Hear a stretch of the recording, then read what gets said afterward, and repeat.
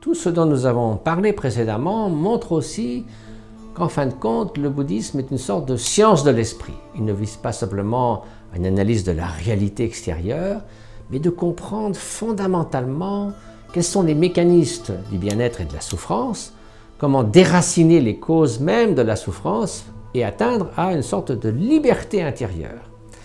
Alors, science de l'esprit, ça veut dire tout d'abord mieux connaître comment fonctionne notre esprit, mais aussi quelle est la nature de cet esprit, de cette conscience, et finalement devenir expert dans la manière de gérer les pensées. Donc, le bouddhisme va d'abord s'interroger finalement quelle est la nature de cet esprit. La première constatation, c'est que l'esprit a une qualité fondamentale, celle de connaître. On appelle ça la qualité lumineuse de l'esprit. Non pas que l'esprit brille ou scintille dans le noir, mais que par rapport à un objet inanimé, la qualité lumineuse veut dire qu'il a la capacité de percevoir le monde extérieur et aussi de percevoir le monde intérieur. L'esprit peut se connaître lui-même sans nécessiter qu'il y ait un deuxième esprit qui l'examine. On peut dire que c'est comme la flamme d'une bougie qui s'éclaire par elle-même et n'a pas besoin d'une deuxième bougie pour l'éclairer. Donc comprendre que ce qui caractérise fondamentalement le flot de notre conscience, c'est cette faculté première de connaître. Et c'est dans cet espace de faculté cognitive que se déploient toutes les pensées, les émotions, les souvenirs, l'anticipation de l'avenir, etc., etc.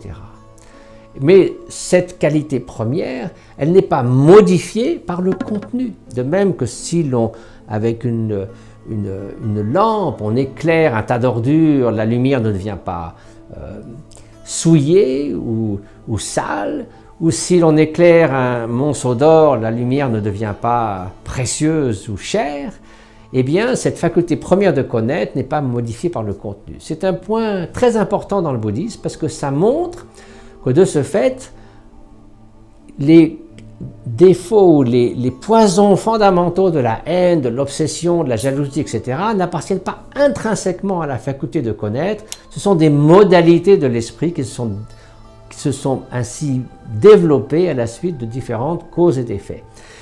Du fait qu'ils sont ainsi le résultat de toutes ces causes et effets multiples, mais n'appartiennent pas intrinsèquement à la nature fondamentale de l'esprit, qui est cette connaissance pure, fait que nous pouvons y remédier.